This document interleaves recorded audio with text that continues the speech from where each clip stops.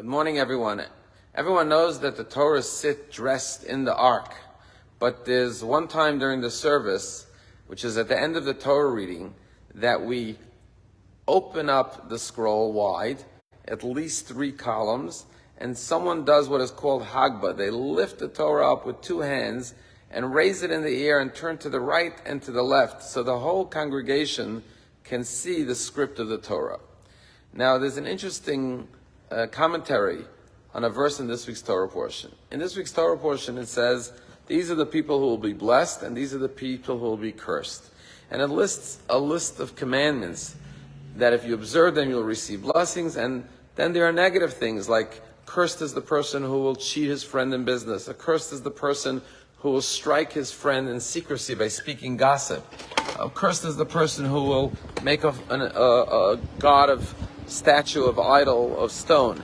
And then the concluding verse says, is cursed be the person who doesn't lift up the Torah.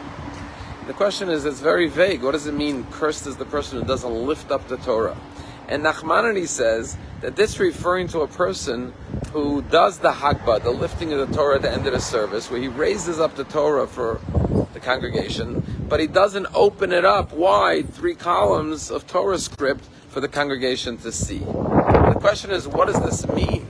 That a person who does the lifting of the Torah at the end of the reading, but doesn't open the scroll wide, 3 columns, but rather keeps the scroll closed, this person is cursed?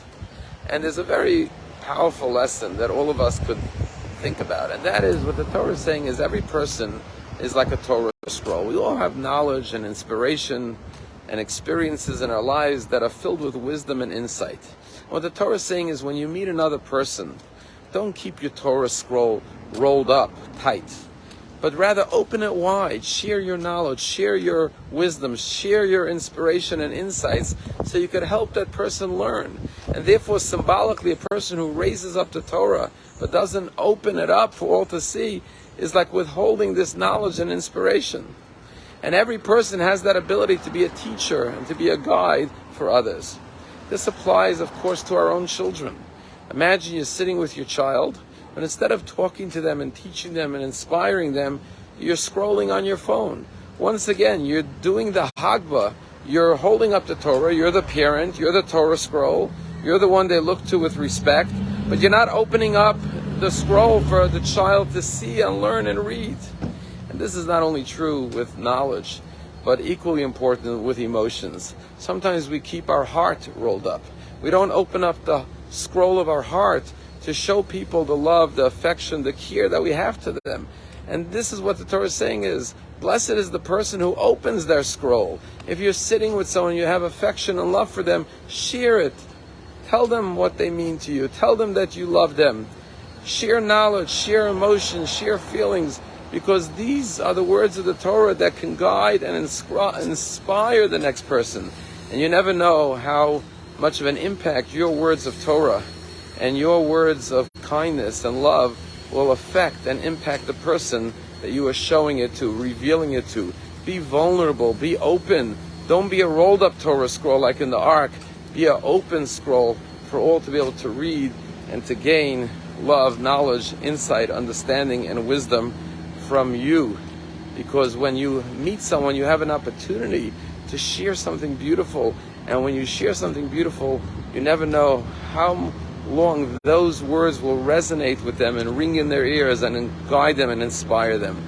There's a fellow who lives in Flatbush. His name is Yehuda Schiffman. And he tells a story that when he was a kid, he came home from summer camp. He was bar mitzvah, a boy age, and he found out that his father was diagnosed with a terrible illness.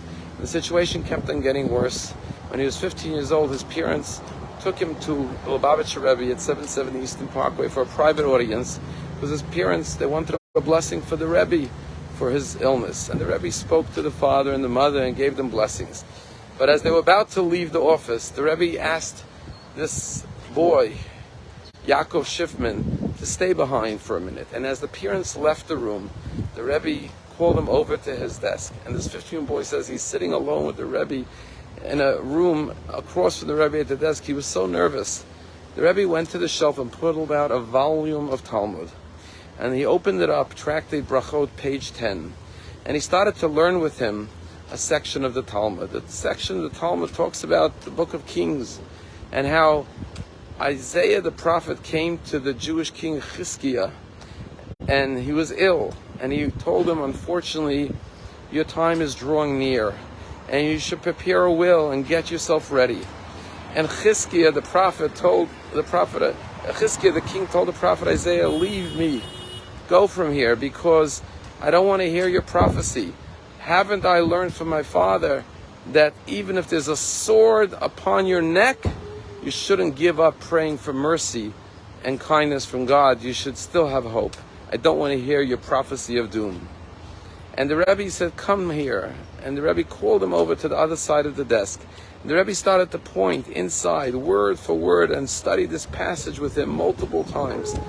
And then the Rebbe said to him, there are difficult days ahead in your family, and there's times you're going to feel depressed, you're going to feel dejected. But remember this passage of Talmud, that God does what God does, but we have to have hope, and we have to have optimism, and we have to have faith, and never give up praying for mercy. And he said he left the office, and when they were driving home, his father and mother said, what did the Rebbe say? And when he told the Rebbe, his parents, that the Rebbe learned this piece of Talmud with him, his father burst out crying. When he got home, the father learned it with him again at home. And he said, unfortunately, his father passed away a year later. But he said, till this day, whenever he struggles in life with a challenge, he goes back to that passage of Talmud. And he said the only thing that got him through the hardship was the love and that the Rebbe showed him in his office.